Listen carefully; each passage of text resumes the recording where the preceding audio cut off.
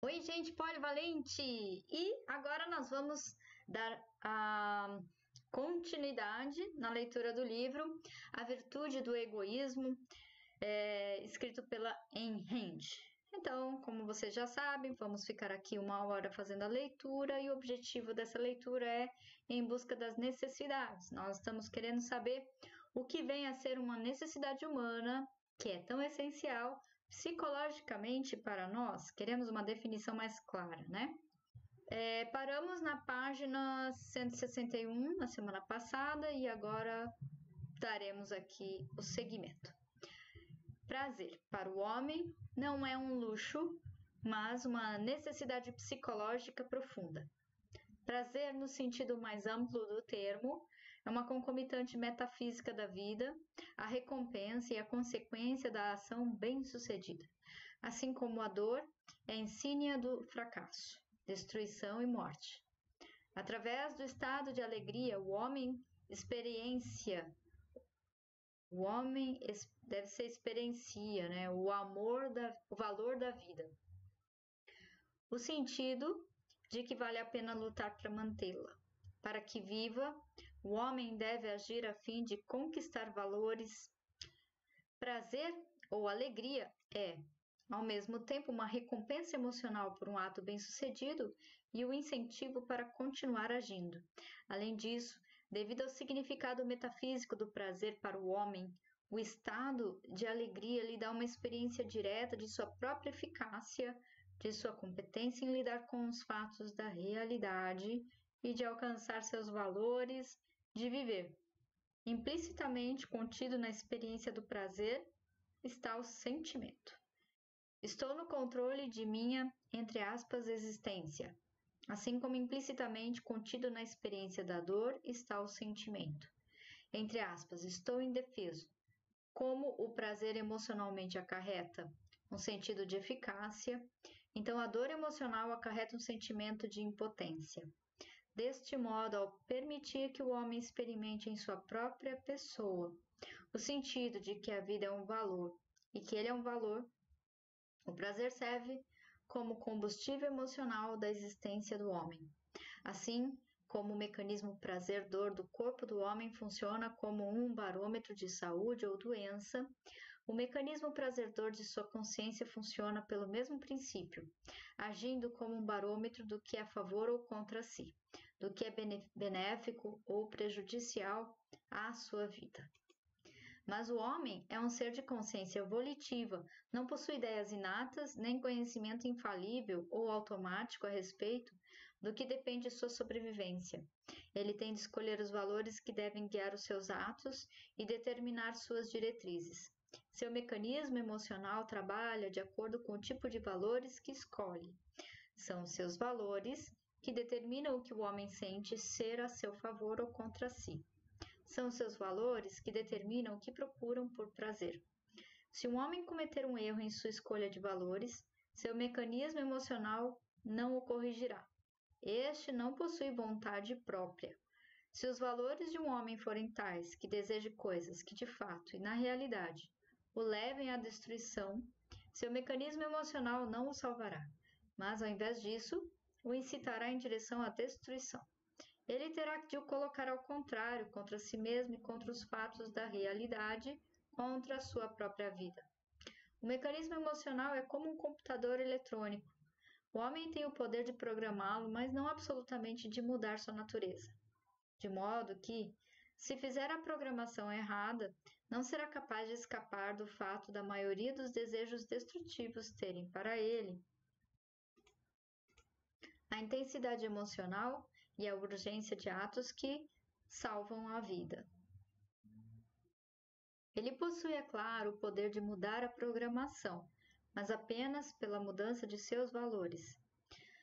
Os valores básicos de um homem refletem sua visão consciente e subconsciente de si mesmo e da natureza. Eles são a expressão da natureza e grau de sua autoestima ou falta dela. E B, extensão do que considera o universo aberto ou fechado à sua compreensão e ação. Isto é, a extensão até onde sustenta uma visão benevolente ou maléfica da existência. Deste modo, as coisas que um homem procura por prazer ou alegria são profundamente reveladoras do ponto de vista psicológico. São o índice de seu caráter e alma. Por alma, entre aspas, quero dizer a consciência de um homem e seus valores motivadores básicos. Há claramente 5 áreas interconectadas que permitem ao homem experienciar a alegria da vida: trabalho produtivo, relacionamento humano, recreação, arte e sexo. O trabalho produtivo é a mais fundamental delas. Através do trabalho, o homem ganha o seu sentido básico de controle sobre a existência, seu sentido de eficácia, que é a fundação necessária da habilidade de aproveitar qualquer outro valor. O homem era cuja vida falta direção ou propósito. O homem que não possui um objetivo criativo necessariamente sente-se abandonado e fora de controle. O homem que se sente abandonado e fora de controle sente-se inadequado e impróprio para a existência. E o homem que se sente impróprio para a existência é incapaz de aproveitá-la. Uma das marcas distintivas de um homem que sente autoestima, que considera o universo aberto ao seu esforço, é o profundo prazer que experimenta no trabalho produtivo de sua mente. Sua alegria de vida é alimentada por seu interesse constante em crescer em conhecimento e habilidade. Pensar, alcançar, mover-se para frente, encontrar novos desafios e ultrapassá-los, de ficar orgulhoso de uma eficácia em constante expansão. Um tipo diferente de alma é revelada pelo homem que predominantemente tira prazer em trabalhar somente na rotina e naquilo que lhe é familiar, que está inclinado a aproveitar o trabalho em um estado de semi-atordoamento, que vê felicidade na ausência de desafios ou de lutas ou esforços. A alma de um homem profundamente deficiente em autoestima, para quem o universo surge como desconhecido e vagamente ameaçador. O homem cujo impulso motivador central é a ambição por segurança, não a segurança obtida pela eficiência, mas a de um mundo no qual a eficiência não é exigida. Há ainda um tipo diferente de alma, é revelado pelo homem que acha inconcebível que o trabalho, qualquer forma de trabalho, possa ser agradável, que considera o esforço de ganhar a subsistência como um mal necessário, que sonha somente com os prazeres que começam quando o dia de trabalho termina, o prazer de afogar somente em álcool ou televisão ou bilhar ou mulheres, o prazer de não ser consciente. A alma de um homem sem um fiapo de autoestima, que nunca esperou que o universo fosse compreensível e toma seu pavor letárgico por ele como algo certo, e cuja única forma de alívio e única noção de alegria são breves faíscas de prazer produzidas por sensações que não demandam esforço algum. Ainda um outro tipo de alma é revelado pelo homem que tem prazer, não em realizações, mas em destruição, cuja ação é dirigida não a atingir a eficiência, mas a dominar aqueles que a atingiram. A alma de um homem tão miseravelmente desprovido de alto valor e tão dominado pelo terror da existência, que sua forma única de autorrealização é desencadear seu ressentimento e ódio contra aqueles que não partilham seu estado, aqueles que estão aptos para viver, como se pela destruição do confiante, do forte e do saudável pudesse converter impotência em eficiência. Um homem racional e autoconfiante é motivado por um amor de valores e por um desejo de alcançá-los. Um neurótico é motivado pelo medo e pelo desejo de escapar dele. Esta diferença em motivação é refletida não apenas nas coisas que cada tipo de homem procura por prazer, mas na natureza do prazer que experimenta. A qualidade emocional do prazer experimentado pelos 4 homens descritos acima, por exemplo, não é a mesma. A qualidade de qualquer prazer depende de processos mentais que lhe dão origem e acompanham e da natureza dos valores envolvidos. O prazer de utilizar a consciência do indivíduo adequadamente e o prazer de ser inconsciente não são os mesmos, assim como o prazer de alcançar valores reais, de ganhar o sentimento autêntico de eficiência e o prazer de diminuição temporária do sentido do indivíduo de medo e abandono não são os mesmos. O homem que sente autoestima experimenta a alegria pura e não adulterada de utilizar suas faculdades adequadamente e de alcançar, na realidade, valores verdadeiros, um prazer do qual os outros 3 homens podem não ter noção. Bem como ele não tem noção do estado confuso e sombrio que eles chamam de prazer. Este mesmo princípio aplica-se a todas as formas de alegria. Deste modo, no domínio das relações humanas, uma forma diferente de prazer é experimentada, um tipo diferente de motivação é envolvido e um tipo diferente de caráter é revelado pelo homem que procura por alegria a companhia de seres humanos com inteligência, integridade e autoestima, que divide seus critérios rigorosos, e pelo homem que está apto a divertir-se apenas com seres humanos que não possuem critérios, quaisquer que sejam e com quem, e por conseguinte, sente-se livre para ser ele mesmo. Ou pelo homem que encontra prazer somente na companhia de pessoas que despreza, que pode comparar consigo mesmo favoravelmente.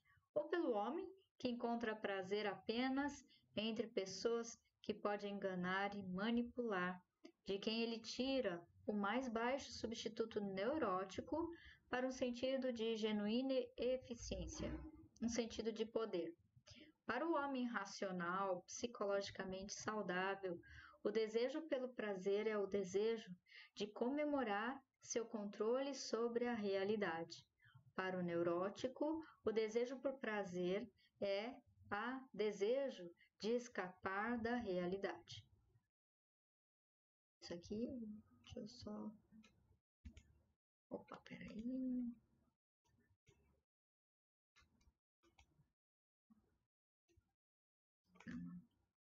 O desejo do prazer. Ok. Agora considere a esfera da recreação, por exemplo, uma festa.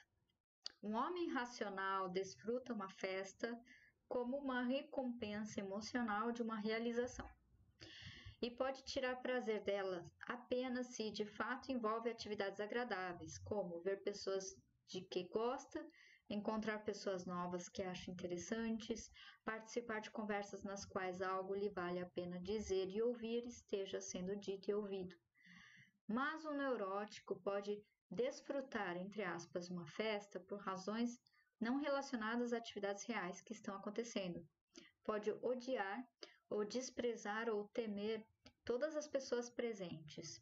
Pode agir como um bobo espalhafatoso, sentir-se secretamente envergonhado disso, mas sentirá que está aproveitando tudo porque as pessoas estão emitindo vibrações de aprovação.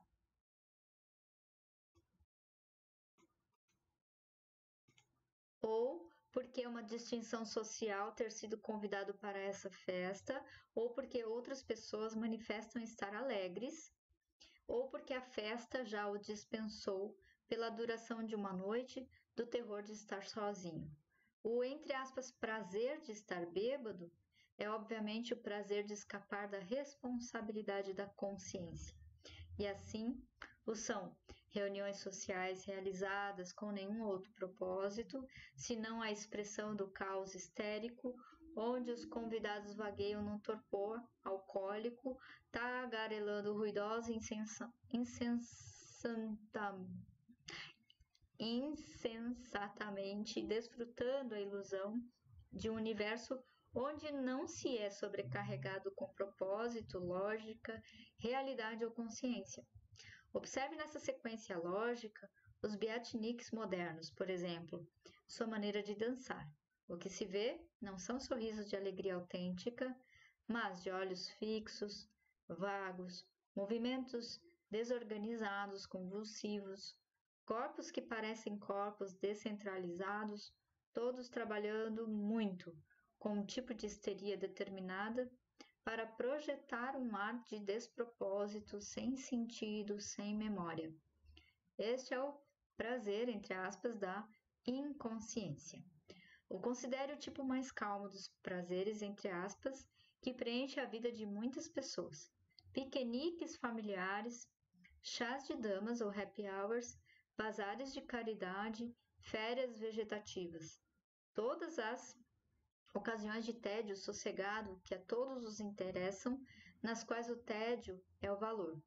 Tédio para tais pessoas significa segurança, o conhecido, o habitual, a rotina, a ausência do novo, do excitante, do não familiar, do exigente. O que é um prazer exigente? Um prazer que exige a utilização da mente do indivíduo, não no sentido de resolver problemas, mas de exercitar o discernimento, o julgamento, a consciência. Um dos principais prazeres da vida é oferecido ao homem pelas obras de arte. A arte, em seu mais alto potencial, como a projeção das coisas, como elas podem e devem ser, pode prover o homem de um combustível emocional inestimável. Mas, de novo, o tipo de obra de arte a que o indivíduo responde depende de seus valores e premissas mais profundas. O homem pode procurar a projeção de heróico, inteligente, eficiente, dramático, resoluto, com estilo engenhoso, desafiante. Ele pode procurar o prazer da admiração, de estar em busca de grandes valores, ou pode procurar a satisfação de contemplar as variantes da coluna de fofocas dos colegas vizinhos, com nada a exigir de si, nem em pensamento, nem em critérios de valor. Pode sentir-se prazerosamente aquecido pelas projeções do conhecido e familiar, procurando sentir-se um pouco menos, entre aspas, estranho e amedrontado, no mundo de que nunca participou. Ou sua alma pode vibrar afirmativamente a projeções de horror e degradação humana. Pode sentir-se gratificado pelo pensamento de que não é tão ruim quanto o anão viciado em drogas ou a lésbica aleijada de que leu a respeito. Ele pode saborear uma arte que lhe diz que o homem é mau, que a realidade é incognoscível, que a existência é intolerável, que ninguém pode ajudar em nada, que seu terror secreto é normal. A arte projeta uma visão implícita da existência, e é a própria visão do indivíduo da existência que determina a arte a qual responde. A alma do homem cuja peça favorita é Cyrano de Bergerac é radicalmente diferente da alma daquele que prefere Esperando Godot. Dos vários prazeres que o homem pode oferecer a si mesmo, o maior é o orgulho. O prazer que consegue em suas próprias realizações e na criação de seu próprio caráter. O prazer que consegue no caráter e realizações de outro ser humano é a admiração. A expressão maior da união mais intensa destas duas respostas, orgulho e admiração, é o amor romântico. Sua celebração é o sexo. É nesta esfera, acima de tudo, em respostas romântico-sexuais de um homem, que a sua visão de si mesmo e da existência permanece eloquentemente revelada. Um homem se apaixona e sexualmente deseja a pessoa que reflete seus próprios valores mais profundos. As respostas romântico-sexuais de um homem são psicologicamente reveladoras em dois aspectos cruciais: na sua escolha da parceira e no significado para ele do ato sexual. Um homem de autoestima, um homem apaixonado por si mesmo e pela vida, sente uma necessidade intensa de encontrar seres humanos a quem possa admirar. Encontrar um igual espiritual a quem possa amar. A qualidade que mais o atrai é a autoestima. Autoestima e um sentido não nebuloso do valor da existência. Para este homem, o sexo é um ato de celebração. Seu significado é um tributo a si mesmo e à mulher que escolheu a forma última de experimentar concretamente e em sua própria pessoa o valor e a alegria de estar vivo. A necessidade de tal experiência é inerente à natureza do homem, mas se um homem carece de autoestima para obtê-la, tenta falsificá-la e escolhe a sua parceira subconscientemente pelo padrão de sua habilidade em ajudá-lo a disfarçar essa necessidade, dando-lhe a ilusão de alto valor que não possui e de uma felicidade que não sente. Assim, se um homem sentir-se atraído por uma mulher de inteligência, confiança e força, se sentir-se atraído por uma heroína, revelará um tipo de alma. Se, ao invés, sentir-se atraído por uma irresponsável, indefesa e distraída, cuja fraqueza o permita sentir-se masculino, revelará outro tipo de alma.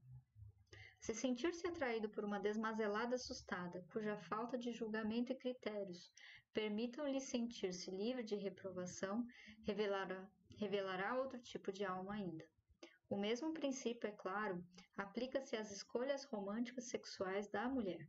O ato sexual tem um significado diferente para a pessoa cujo desejo é alimentado pelo orgulho e admiração, a quem a autoexperiência prazerosa que proporciona é um fim em si mesmo.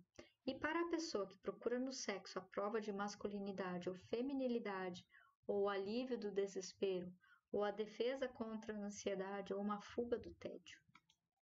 Paradoxalmente, estão os assim chamados caçadores de prazer.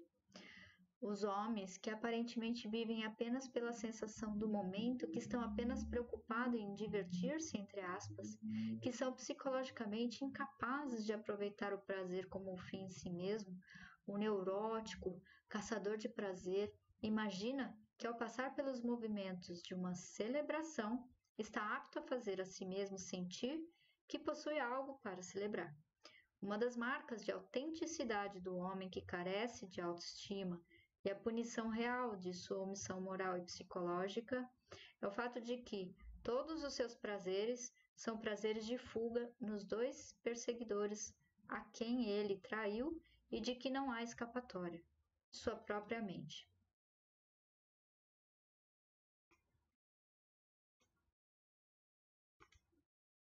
Já que a função do prazer é proporcionar ao homem um sentido de sua própria eficiência, o neurótico é apanhado num conflito mortal. É compelido por sua natureza de homem a sentir uma necessidade desesperada por prazer, enquanto uma confirmação e expressão de seu controle sobre a realidade, mas pode encontrar prazer apenas numa fuga da realidade. Esta é a razão por que seus prazeres não funcionam, porque lhe trazem não uma sensação de orgulho, realização, inspiração, mas de culpa, frustração, desesperança e vergonha. O efeito do prazer num homem que sente autoestima é o de uma recompensa ou confirmação. O efeito do prazer num homem que carece de autoestima é de uma ameaça de ansiedade, o tremor de uma fundação precária de seu pseudo-alto valor, o aguçamento de um medo sempre presente de que a estrutura entre colapso e ele encontre-se de frente a uma realidade imperdoável, desconhecida, absoluta e austera. Uma das reclamações mais comuns dos pacientes que procuram a psicoterapia é que nada possui o poder de dar-lhes prazer. A alegria autêntica lhes parece impossível. Este é o beco sem saída da política do prazer como escape. Preservar uma clara capacidade para desfrutar a vida é uma realização moral e psicológica incomum. Ao contrário da crença popular, esta capacidade é a prerrogativa, não a irresponsabilidade ou a inflexão, consistente numa devoção irrenunciável ao ato de perceber a realidade e de uma integridade intelectual inescrupulosa. É a recompensa da autoestima. Um pacto é um ajuste de reivindicações conflitantes por meio de concessões mútuas. Isto significa que ambas as partes, num pacto, possuem alguma reivindicação válida e algum valor a oferecer reciprocamente. E isto significa que ambas as partes concordam a respeito de algum princípio fundamental que serve como base para sua negociação. É somente em relação às ideias ou informações, implementando um princípio básico aceito mutuamente, que o indivíduo pode assumir um compromisso. Por exemplo, pode barganhar com um comprador sobre o preço que quer receber por seu produto e concordar com uma quantia intermediária entre o que deseja deter e aquilo que lhe foi oferecido. O princípio básico aceito mutuamente em tal caso é o princípio do comércio, a saber, que o comprador deve pagar o vendedor pelo seu produto. Mas, se o indivíduo quisesse ser pago e o suposto comprador quisesse obter um produto dele por nada, nenhum pacto, acordo ou discussão seria possível, apenas a total rendição de um ou de outro. Não pode haver um pacto entre o dono de uma propriedade e um ladrão. Oferecer ao ladrão uma única colher de chá de sua prataria não seria um pacto, mas uma rendição total. O reconhecimento do direito deste sobre a propriedade daquele, que valor ou concessão o ladrão ofereceu em troca. E uma vez que o princípio das concessões unilaterais é aceito como a base de um relacionamento por ambas as partes, é apenas uma questão de tempo antes do ladrão se apoderar do resto. Como um exemplo deste processo, observe a atual política exterior dos Estados Unidos. Não pode haver pacto entre liberdade e controle governamental. Aceitar apenas um pouco de controle é renunciar ao princípio dos direitos individuais inalienáveis e substituí-lo pelo princípio do poder arbitrário e limitado do governo, entregando-se assim à escravidão gradual. Como um exemplo deste processo, observe a atual política interna dos Estados Unidos. Não pode haver pacto a respeito de princípios básicos ou questões fundamentais. O que você consideraria como pacto entre a vida e a morte? Ou entre a verdade e a falsidade? Ou entre a razão e a irracionalidade? Hoje, entretanto, quando as pessoas falam de pacto, o que querem dizer não é uma concessão mútua, legítima ou um negócio, mas precisamente a traição dos princípios de um indivíduo, a rendição unilateral a qualquer reivindicação irracional e infundada. A raiz desta doutrina é o subjetivismo ético, que sustenta que um desejo ou capricho é uma base moral irredutível, que cada homem tem direito a todo desejo que queira fazer valer. Equivale a defender que todos os desejos possuem a mesma validade moral e que a única maneira pela qual os homens podem conviver bem juntos é submetendo-se a qualquer coisa e comprometendo-se com qualquer pessoa. Não é difícil ver quem lucra e quem perde com tal doutrina. A imoralidade desta doutrina é a razão pela qual o termo pacto implica no atual uso geral um ato de traição moral. Reside no fato de que requer homens para aceitar o subjetivismo ético como um princípio básico que substitui todos os princípios nas relações humanas e para sacrificar qualquer coisa como uma concessão aos caprichos de outros. A pergunta: a vida não se quer pacto? É geralmente feita por aqueles que falham ao diferenciar um princípio básico e algum desejo específico e concreto. Aceitar um emprego inferior àquele que se queira não é um pacto.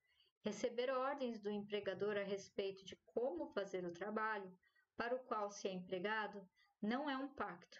Viver exclusivamente com o que se ganha não é um pacto. A integridade não consiste na lealdade aos caprichos subjetivos de alguém, mas a princípios racionais. Um pacto, no sentido inescrupuloso desta palavra, não significa abandonar o conforto pessoal, mas as próprias convicções. Um pacto, no sentido inescrupuloso da palavra, não consiste em fazer algo de que não se gosta, mas em fazer algo que se sabe incorreto. Acompanhar o marido ou a esposa a um concerto quando não se liga para a música não é um pacto.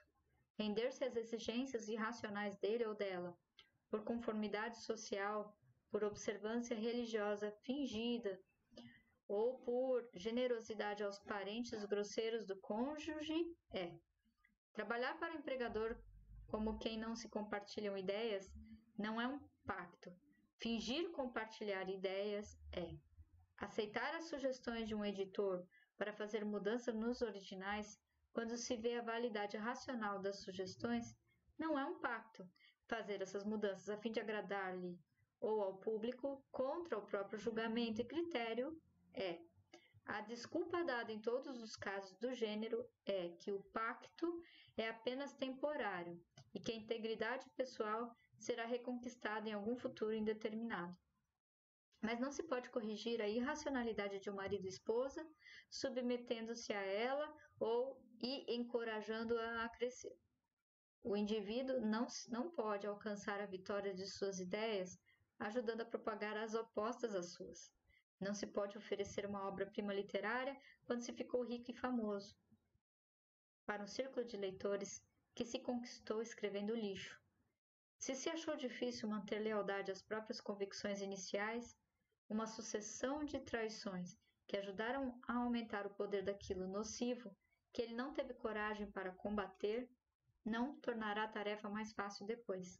Pelo contrário, a fará virtualmente impossível.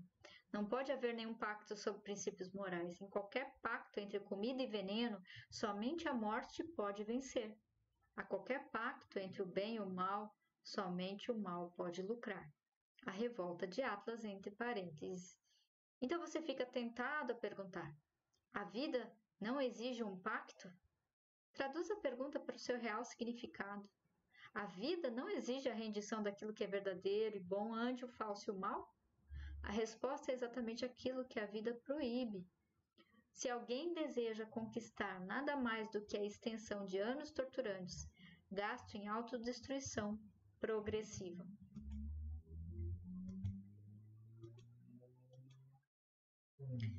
Limitarei minha resposta a um único fundamental aspecto desta pergunta. Nominarei apenas um princípio, o oposto da ideia tão predominantemente hoje e que é responsável pela difusão do mal no mundo. Este princípio não se deve nunca falhar ao manifestar um julgamento moral. Nada pode corromper e desintegrar uma cultura, o caráter de um homem tão completamente quanto faz o preceito de agnosticismo moral. A ideia de que nunca se deve proferir um julgamento moral sobre os outros, que se tem de ser moralmente tolerante sobre qualquer coisa, que o bem consiste em nunca distinguir o bem do mal. É óbvio quem lucra e quem perde com tal preceito. Não é justiça ou tratamento igual que você concede aos homens quando se abstém, igualmente, de elogiar as virtudes e condenar os vícios destes. Quando sua atitude imparcial declara de fato que nem o bem nem o mal podem esperar algo de você, a quem você trai e a quem encoraja. Mas pronunciar um julgamento moral é uma enorme responsabilidade. Para ter um juiz, o indivíduo deve possuir um caráter. Para ser um juiz, o indivíduo deve possuir um caráter inquestionável. Não precisa ser falível ou onisciente. E não é uma questão de erros de conhecimento. Ele precisa de uma integridade inviolável, isto é, ausência de qualquer indulgência em relação ao mal intencional e consciente. Assim como um juiz num tribunal pode errar, quando a prova não é convincente, ele não pode evitar a prova disponível, nem aceitar suborno, nem permitir que qualquer sentimento pessoal, emoção, desejo ou medo obstrua seu julgamento da compreensão dos fatos da realidade. Assim, cada pessoa racional deve manter uma integridade igualmente rigorosa e solene na sala da corte de sua própria consciência, onde a responsabilidade é mais aterrorizante do que num tribunal público, porque ele, o juiz, é o único a saber quando foi acusado. Há, entretanto, uma corte de apelação de nossos próprios juízos, a realidade objetiva.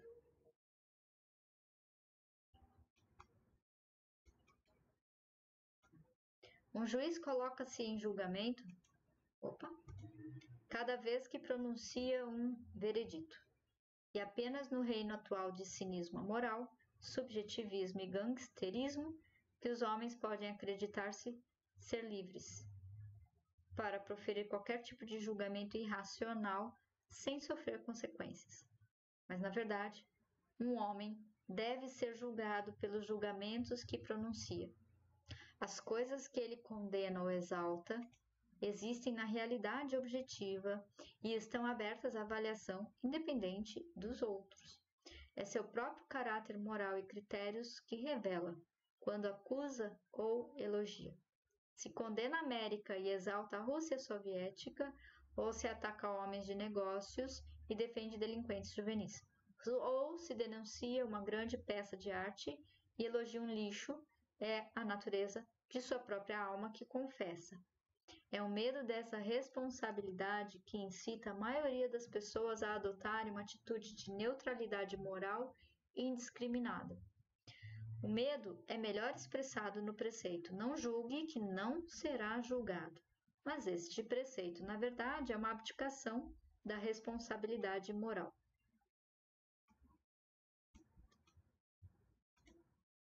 É um cheque em branco moral que alguém dá aos outros em troca de um cheque em branco moral que espera para si mesmo. Não há maneira de escapar do fato de que os homens devem fazer escolhas. Uma vez que os homens têm de fazer escolhas, não há como escapar dos valores morais. Enquanto os valores morais estão em jogo, nenhuma neutralidade moral é possível. Abster-se de condenar um torturador é tornar-se um acessório para a tortura e assassinato de suas vítimas. O princípio moral a se adotar nesta questão é: julgue e esteja preparado para ser julgado. O oposto da neutralidade moral não é uma condenação cega, arbitrária e autoaprovada de qualquer ideia, ato ou pessoa que não se ajusta ao humor de alguém, aos seus slogans memorizados ou ao julgamento repentino do momento. Tolerância indiscriminada e condenação indiscriminada não são dois opostos. São duas variantes do mesmo subterfúgio. Por aqui.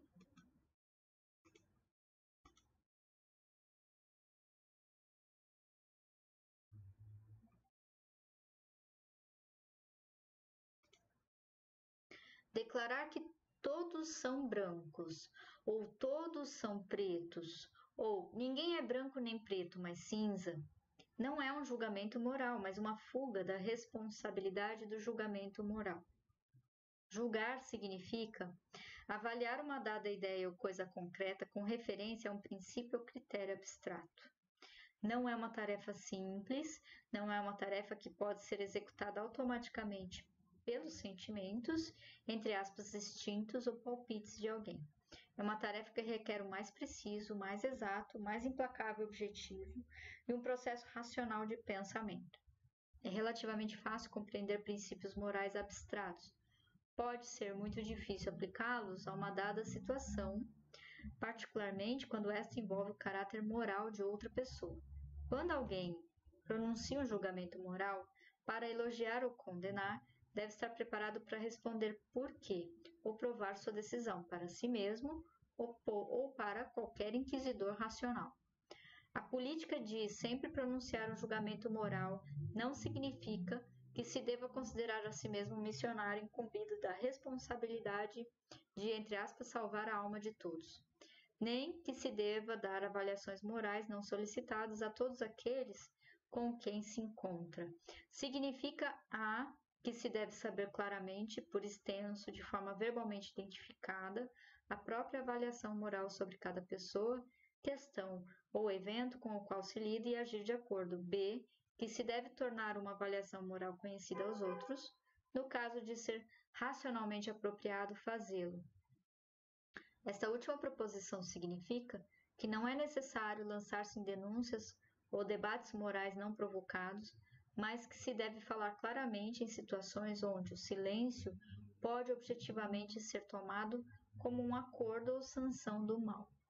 Quando se lida com pessoas irracionais, onde argumentar é fútil, um mero não concordo com você é suficiente para negar qualquer implicação de sanção moral. Quando se lida com pessoas mais aptas, uma afirmação completa de seus pontos de vista pode ser moralmente exigida. mas em nenhum caso, em nenhuma situação, pode-se permitir que seus próprios valores sejam atacados ou denunciados e ficar em silêncio. Valores morais são a força motriz dos atos dos homens. Ao pronunciar um julgamento moral, protege-se a clareza de sua própria percepção e a racionalidade do caminho que se escolhe buscar. Existe diferença entre pensar que se está lidando com erros de conhecimento humanos ou com a maldade humana. Observe quantas pessoas fogem, racionalizam e dirigem suas mentes a um estado de torpor cego por pavor de descobrir que aqueles com quem tratam, seus amados, ou amigos, ou sócios de negócios, ou dirigentes políticos, não são simplesmente incorretos, mas nocivos.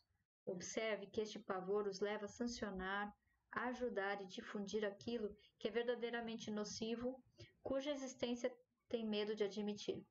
Se as pessoas não se entregassem a abjetas evasões, como a declaração de que algum vil mentiroso está com boas intenções, entre aspas, de que um vagabundo vadio não pode evitá-lo, de que um delinquente juvenil precisa de amor, de que um criminoso não conhece nada melhor de que um político caça-poder é movido por sua preocupação pelo bem público, entre aspas, de que os comunistas são simplesmente reformistas agrários, entre aspas, a história de poucas décadas ou séculos passados teria sido diferente. Pergunte a si mesmo por que os ditadores totalitários acham necessário derramar dinheiro e esforços. Era propaganda para seus próprios escravos, desamparados, acorrentados e amordaçados, que não possuem meios para protestar ou se defender. A resposta é que, mesmo o servo mais humilde ou o selvagem mais baixo se levantaria em rebelião cega ao perceber que está sendo imolado, não por alguma incompreensível, entre aspas, causa nobre, mas sim para a evidente e exposta maldade humana. Observe também que a neutralidade moral necessita uma solidariedade progressiva para com o vício e um antagonismo progressivo para com a virtude. O homem que luta para não reconhecer que o mal é mal, acha cada vez mais perigoso reconhecer que o bem é bom. Para ele, uma pessoa de virtude é uma ameaça que pode derrubar todas as suas evasões, particularmente quando uma questão de justiça está envolvida, exigindo que tome uma posição. É assim que formas como ninguém está totalmente certo ou totalmente errado e quem sou eu para julgar causam seus efeitos letais. O homem que começa por dizer há algo de bom no pior de nós, continua a dizer algo de ruim no melhor de nós. Então deve haver algum mal no melhor de nós. E então são os melhores de nós que fazem a vida difícil, porque eles não ficam em silêncio. Quem são eles para julgar? Então, em alguma manhã cinzenta, na meia-idade, tal homem se dá conta repentinamente que traiu todos os valores que tinha amado em sua distante primavera, imagina como isso aconteceu e fecha sua mente para a resposta, dizendo a si mesmo apressadamente que o medo que sentiu em seus piores e mais vergonhosos momentos estava certo, e que os valores não têm chance neste mundo.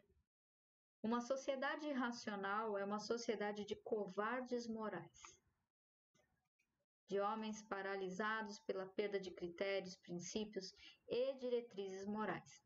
Mas já que os homens tendem a agir enquanto vivem, esta sociedade está pronta para ter seu comando, assumido por qualquer um, disposto a estabelecer uma direção.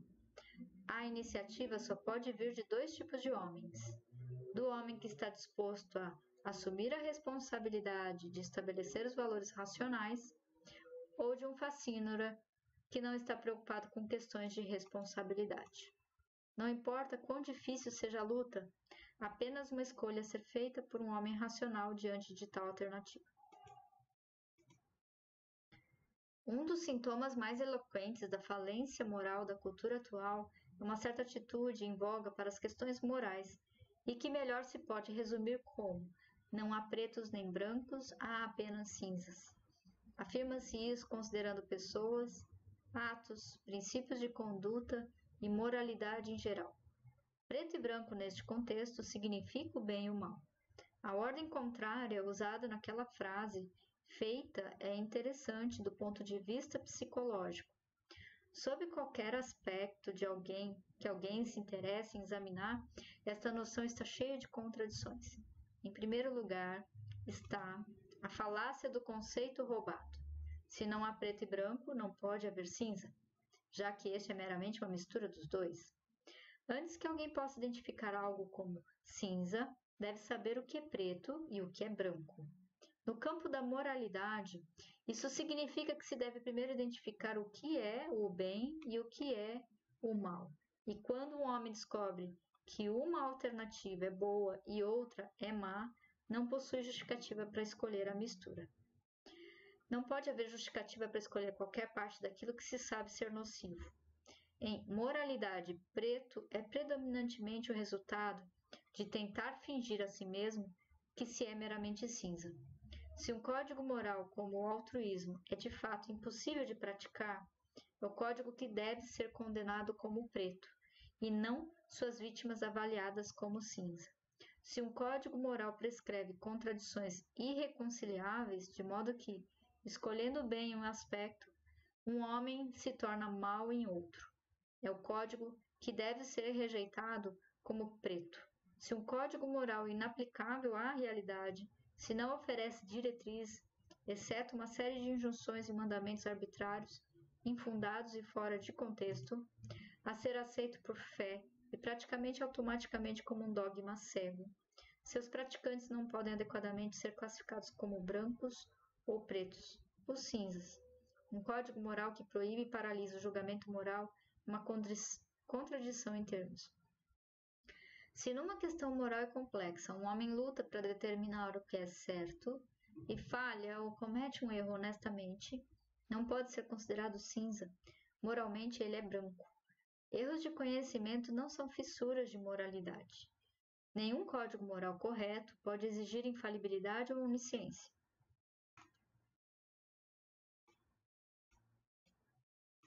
Mas, se a fim de escapar da responsabilidade de julgamento moral, um homem fecha seus olhos e sua mente, se foge dos fatos da questão e luta para não saber, não pode ser considerado cinza. Moralmente, ele é completamente preto. Muitas formas de confusão, incerteza e descuido epistemológico ajudam a obscurecer as contradições e a dissimular o significado real da doutrina da moral indefinida. Algumas pessoas acreditam que se trata de uma mera reafirmação de observações banais, como ninguém é perfeito neste mundo, ou seja, todos são uma mistura de bem e mal e, portanto, moralmente cinzas, já que é provável que a maioria das pessoas que se encontram corresponda exatamente a essa descrição. Todos aceitam isso como algum tipo de fato natural, sem maior reflexão. Esquecem que a moralidade trata apenas de questões abertas à escolha do homem, isto é, à sua livre vontade, e por conseguinte que nenhuma das generalizações estatísticas é válida nesse assunto. Se o homem é cinza por natureza, nenhum dos conceitos morais é aplicável a ele, incluindo o cinzento, e não pode haver moral alguma. Mas, se o homem tem vontade livre, então o fato de 10 homens ou 10 milhões fazerem a escolha errada não implica que o 11º faça.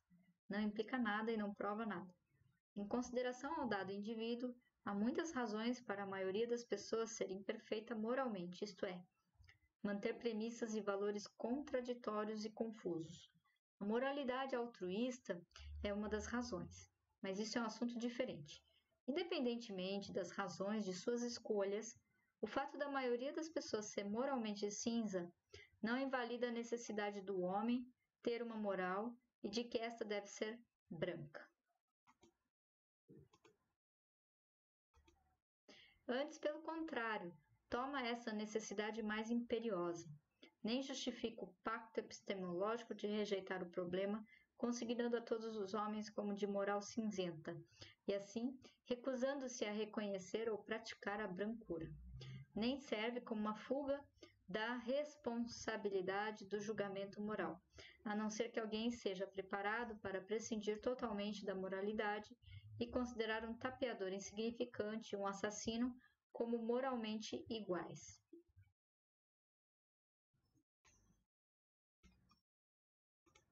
Mas mesmo assim tem de julgar e avaliar os muitos matizes do cinza que se pode encontrar nas índoles de homens individualmente considerados.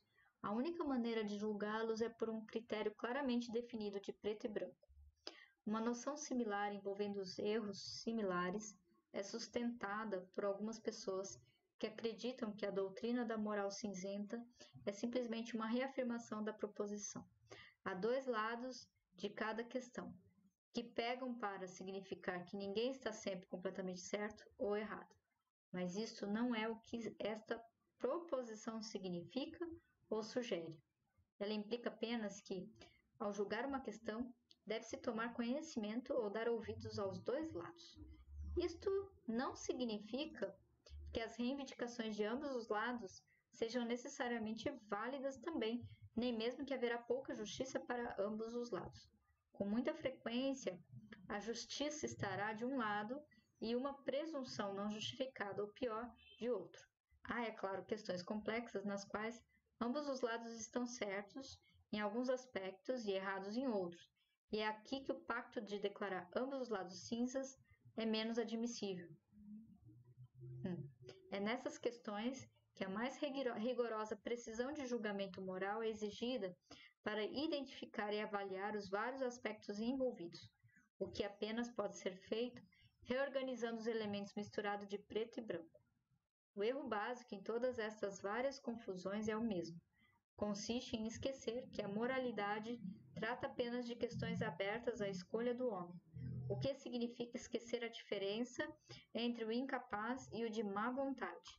Isto permite às pessoas traduzirem a frase feita "não há pretos nem brancos" em "os homens são incapazes de serem totalmente bons ou totalmente maus", que eles aceitam com resignação confusa, sem questionar as contradições metafísicas que acarreta. Mas poucas pessoas aceitariam isso. Se essa frase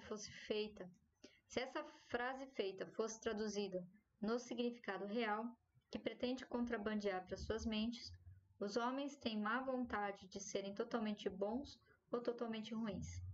A primeira coisa que se diria a qualquer defensor de tal proposição: fale por si mesmo, irmão.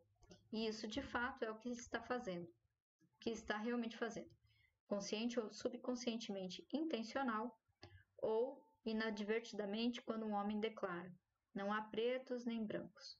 Está fazendo uma confissão psicológica e o que quer dizer é: eu estou com vontade de ser totalmente bom e, por favor, não me considere totalmente mau.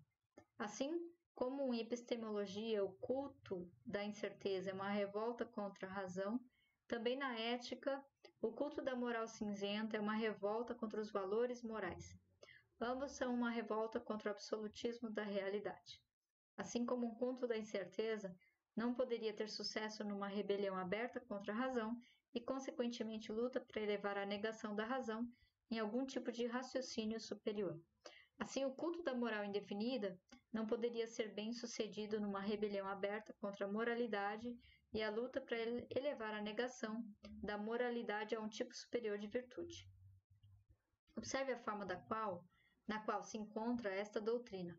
É raramente apresentada como positiva, como uma teoria ética ou assunto de discussão, predominantemente alguém a ouve como negativa, como uma objeção ou reprovação rápida, proferida de uma maneira a sugerir que alguém é culpado de transgredir um absoluto tão autoevidente que não requer nenhuma discussão. Em tons que variam do espanto ao sarcasmo, à raiva à indignação, ao ódio histérico, a doutrina lhe é impingida na forma de uma acusação.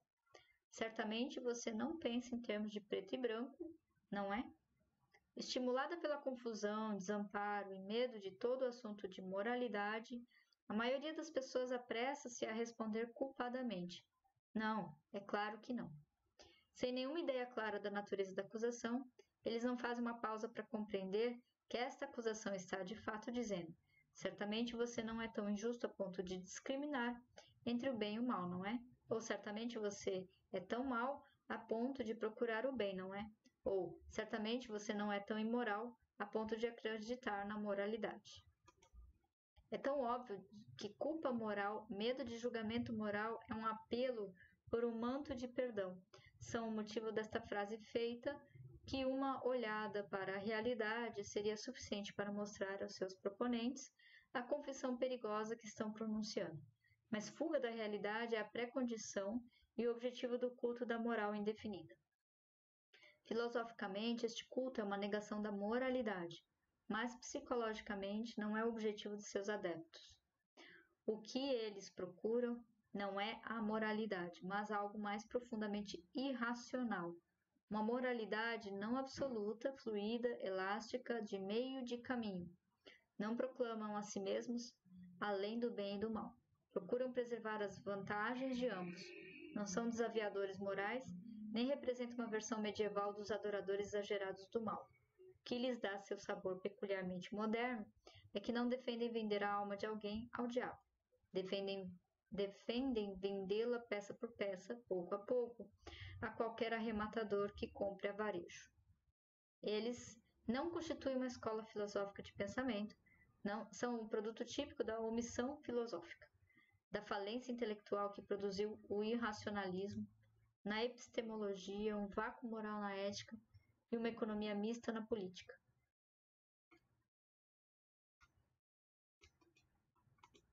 Uma economia mista é uma guerra amoral de um grupo de pressão, destituída de princípios, valores ou qualquer referência à justiça. Uma guerra cuja arma última é o poder da força bruta, mas cuja forma externa é um jogo de compromisso. O culto da moral indefinida é a moralidade da imitação que a tornou possível e a qual os homens agora agarram-se numa tentativa tomada de pânico de justificá-lo. Observe que seu tom excessivamente dominante não é uma procura pelo branco, mas um terror obsessivo de serem rotulados como pretos, e com boas razões. Observe que estão pleiteando uma moralidade que conteria o compromisso como padrão de valor, e assim tornaria possível medir a virtude do número de valores que se está disposto a atrair. As consequências e os bens adquiridos de sua doutrina estão visíveis ao nosso redor. Observe na política que o termo extremismo tornou-se um sinônimo de mal, independentemente do conteúdo da questão. O mal não é sobre o que você é extremista, mas que você é extremista, isto é, coerente. Observe o fenômeno dos chamados neutralistas das Nações Unidas. Os neutralistas são mais do que meramente neutros no conflito entre Estados Unidos e a Rússia Soviética. Eles estão comprometidos, por princípio, a não ver nenhuma diferença entre os dois lados, a nunca considerar os méritos de uma questão e sempre procurar um pacto, qualquer pacto em qualquer conflito, como, por exemplo, entre um agressor e um país invadido. Observe na literatura o surgimento de uma coisa chamada anti-herói, cuja distinção é ele não possuir distinção, nem virtudes, nem valores, nem objetivos, nem caráter, nem significação, e que ainda ocupa em peças e romances a posição primeiramente ocupada pelo herói, com a história centrada em suas ações, mesmo que não faça nada e não vá a lugar nenhum. Observe que o termo mocinhos e bandidos é usado com desdém, e particularmente na televisão, observe a revolta contra os finais felizes, a exigência de que aos bandidos seja dada uma chance igual e um mesmo número de vitórias. Com uma economia mista, os homens de premissas mistas devem ser chamados cinzas, mas em ambos os casos, a mescla não permanece cinza por muito tempo. Por muito tempo cinza. Nesse contexto, é simplesmente um prelúdio para o preto. Pode haver homens cinzas, mas não pode haver princípios morais cinzas. A moral é um código de preto e branco. Quando e se os homens tentam um pacto, é óbvio qual lado necessariamente perderá e qual necessariamente lucrará. Estas são as razões pelas quais, quando se é perguntado, certamente você não pensa em termos de preto e branco, não é? A resposta apropriada em essência, se não em forma, deveria ser: é óbvio que eu penso. Estamos parando aqui na página 210. Já cumprimos 1 hora de leitura.